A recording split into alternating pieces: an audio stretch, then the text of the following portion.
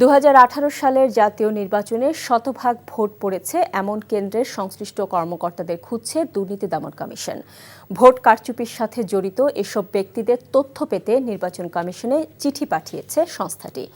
একই সঙ্গে ক্ষমতার অপব্যবহার করে 2014 এবং 2024-এর নির্বাচনে প্রভাব বিস্তারকারীদের দুদক খুঁজছে বলেও জানানো হয়। রাজধানীর দুদক কার্যালয়ে এক সংবাদ সম্মেলনে এসব কথা জানান সংস্থাটির মহাপরিচালক আক্তার হোসেন।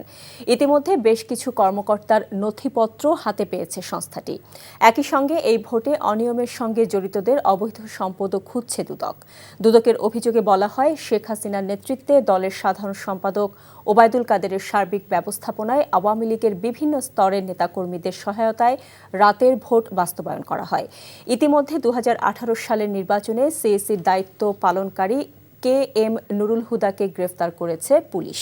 এদিকে ইসলামী ব্যাংক থেকে 1000 কোটি টাকার বেশি আত্মসাতের অভিযোগে দুদকের মামলায় ব্যাংকটির সাবেক এমডি মনিরুল মাওলাকে আদালতের মাধ্যমে জেল হাজতে পাঠানো হয়েছে বলে জানান দুদক মহাপরিচালক।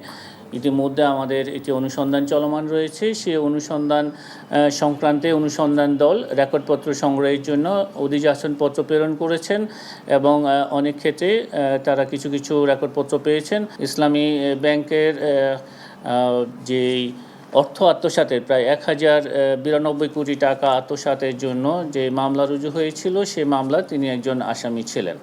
সেই মামলা সংক্রান্তেই তাকে গ্রেপ্তার দেখানো হয়েছে এবং তিনি এখন তাকে বিজ্ঞ আদালতে সুপর্দ করা হয়েছে। বান্ডেল থাকলে প্রতি সেনমানিতে টাকা বাঁচবে। বিকাশ সেনমানি বান্ডেল কিনে জিতুন প্রতি লেনদেনে।